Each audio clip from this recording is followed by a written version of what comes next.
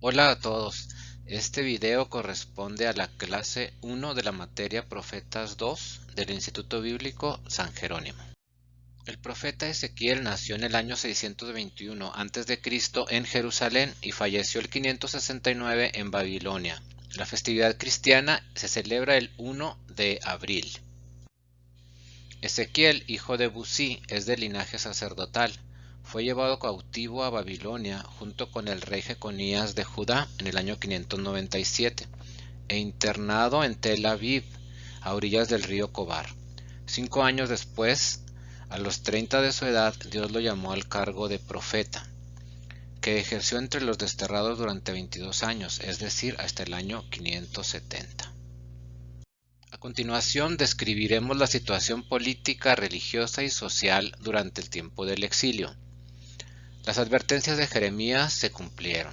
Israel no escuchó la predicación de Jeremías y se enfrentó a Nabucodonosor. Atacó Jerusalén y deportó a la población más influyente. Entre ellos iban también artesanos y cerrajeros. Parte del pueblo permaneció en el territorio de Judá, cultivando las tierras que les repartió Nabuzardán, que era general de Nabucodonosor. Ni el templo ni la monarquía podían por sí mismos salvar a Israel. El pueblo aprendió en la tristeza de la derrota que la verdadera seguridad brota del cumplimiento de los preceptos divinos, como se leía en Deuteronomio 8, del 11 al 20. No te olvides del Señor tu Dios, ni dejes de observar los mandamientos, los preceptos y las leyes que yo te prescribo hoy. Pero si te olvidas del Señor tu Dios y sigues a otros dioses, os juro hoy que pereceréis sin remedio. El pueblo meditó sobre su historia y la revisó según el precepto deuteronómico. Descubrió que la ruina había venido como consecuencia del abandono del Señor para adorar ídolos inútiles.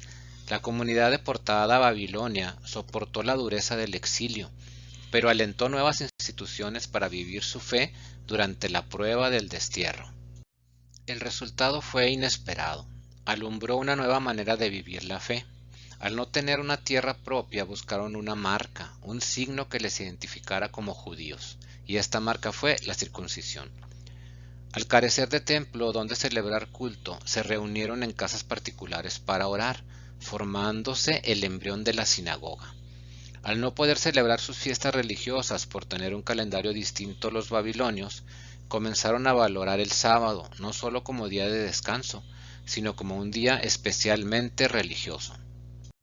Además, se produjo un cambio muy interesante. El sacerdocio, que hasta entonces había tenido un carácter predominantemente sacrificial, ahora adquiere un cariz o carisma marcadamente magistral y pastoral.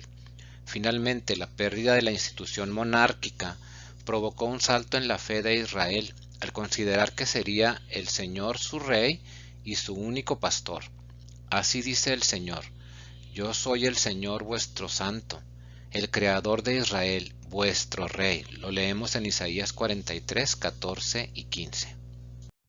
La confianza en que solo Dios es rey de nuestra vida, el nacimiento de una comunidad más formada y guiada por sus pastores, y la aparición de tres nuevas instituciones, la sinagoga, la circuncisión y el sábado, generaron una nueva forma de vivir la fe en Israel. Podemos concluir que el sufrimiento del exilio fue una ocasión privilegiada para un encuentro personal entre Dios y su pueblo. Tras la indicación del tiempo en el que el profeta capta la infinita grandeza de Dios, comienza la descripción de elementos: la tempestad que se acerca, los vivientes, las ruedas, el firmamento y la gloria de Dios. El versículo 1 nos habla de visiones divinas, nos dice que se abrió el cielo. Es como si fuera quitado el velo que impide ver a Dios y se nos da una revelación divina. Lo podemos traducir como contemplé una visión sublime. Y tenemos un paralelo del Evangelio de Mateo. En el capítulo 3, versículo 16 nos dice que después de ser bautizado Jesús, salió del agua inmediatamente, y he aquí los cielos se abrieron, y él vio al Espíritu de Dios que descendía como una paloma y venía sobre él. En Ezequiel capítulo 1, versículos del 1 al 3 leemos: el año 30, el día quinto del cuarto mes, mientras me encontraba en medio de los deportados, a orillas del río Quebar, se abrió el cielo y tuve visiones divinas. El día 5 del mes era el año quinto de la deportación del rey Joaquín. La palabra del Señor llegó a Ezequiel, hijo del sacerdote Busí, en el país de los caldeos, a orillas del río Quebar. Allí la mano del Señor descendió sobre él. Y nos recuerda a paralelos de Mateo 3:16 que dice, apenas fue bautizado, Jesús salió del agua, en ese momento se abrieron los cielos y él vio el Espíritu de Dios descender como una paloma y dirigirse a él. También recordamos a Lucas 3:23, cuando comenzó su ministerio Jesús tenía unos 30 años y se le consideraba hijo de José. José era hijo de Elí. Y nos recuerda también a Isaías 6:1. En el año de la muerte del rey Usías, vi yo al Señor sentado sobre un trono alto y sublime, y la orla de su manto llenaba el templo. El versículo 4 nos habla de la tempestad. Dice que viene del norte, es decir, viene de lo alto, y está formada por un viento huracanado, una gran nube, un fuego fulgurante, resplandores en torno a la visión y en medio de la tormenta. Y esto nos recuerda a Primera de Reyes 19:11 que nos dice, entonces dijo, sal y ponte en el monte delante del Señor. Y he aquí que el Señor pasaba, y un grande y poderoso viento destrozaba los montes y quebraba las peñas delante del Señor. Pero el Señor no estaba en el viento. Después del viento un terremoto, pero el Señor no estaba en el terremoto.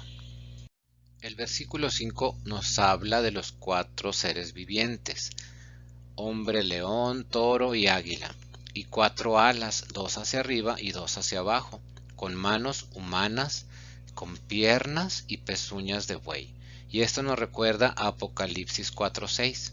Delante del trono había como un mar transparente semejante al cristal, y en medio del trono, alrededor del trono, 4 seres vivientes llenos de ojos y por delante y por detrás.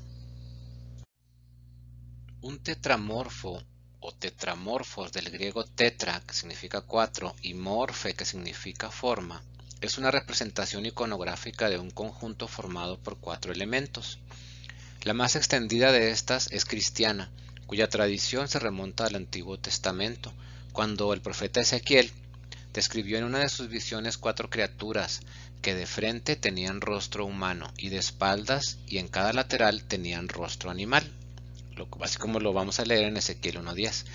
Una visión muy similar aparece en un pasaje del Apocalipsis de Juan, Apocalipsis 4, del 1 al 9, que describe a 4 ángeles zoomorfos que rodean al Pantocrátor. Los tetramorfos y el Pantocrátor son una constante del arte medieval, tanto en escultura como en pintura, ya sea mural o en códices. El hombre se identifica con Mateo, ya que su evangelio destaca predominantemente sobre los demás por su intención de caracterizar a Jesús como el rey de los judíos y el Mesías. El león se identifica con Marcos, porque su evangelio se caracteriza predominantemente por caracterizar la voluntad de Cristo. El toro sería Lucas, ya que este evangelio, escrito por un médico, caracteriza predominantemente el sentimiento de Cristo. El águila ha sido asociada a la figura de Juan, ya que su evangelio trata de caracterizar lo más elevado y profundo del pensar de Cristo. El versículo 12 nos habla de la posición en marcha. No se trata de que arrastren la gloria de Yahvé, se trata de un movimiento en expansión hacia los 4 puntos cardinales. Van abriendo y extendiendo el pabellón celeste. Y nos recuerda Hebreos 1:14 que nos dice, ¿no son todos ellos espíritus ministradores, enviados para servir por causa de los que heredarán la salvación? Como si esta visión tiene la voluntad de desplegarse sobre todas las naciones. El versículo 13 nos habla de fuego del sacrificio, brasas incandescentes entre los seres. Con el movimiento parecen antorchas, emitían fulgores, o sea, salían rayos. Nos habla de un fuego sacrificial, y esto lo vemos en 2 de Tesalonicenses 1:7.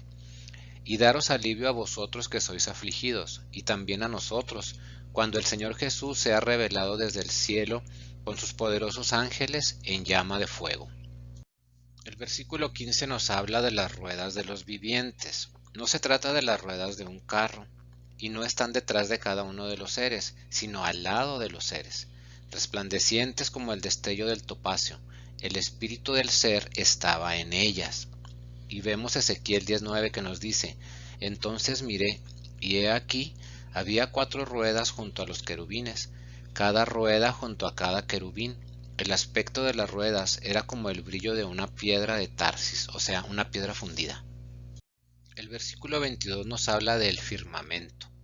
Por encima de sus cabezas había una bóveda resplandeciente como el cristal, y nos recuerda Apocalipsis 4:6 que dice: delante del trono había como un mar transparente, semejante al cristal, y en medio del trono y alrededor del trono 4 seres vivientes llenos de ojos por delante y por detrás. El versículo 26 nos habla de la forma del trono. Se evita aquí el antropomorfismo, o sea, como si estuviéramos describiendo a un hombre.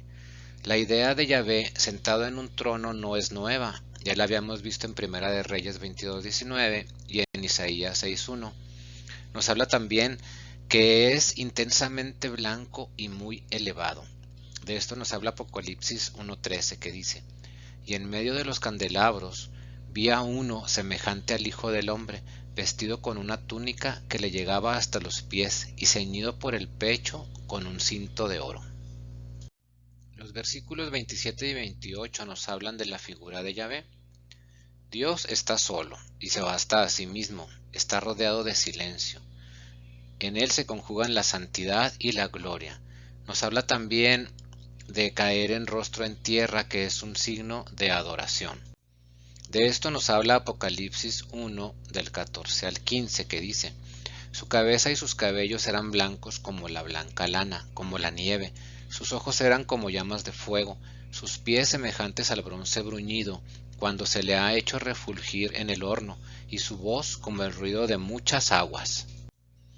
Y con este pequeño ejercicio de exégesis terminamos el video número 1 de la clase Profetas 2 del Instituto Bíblico San Jerónimo.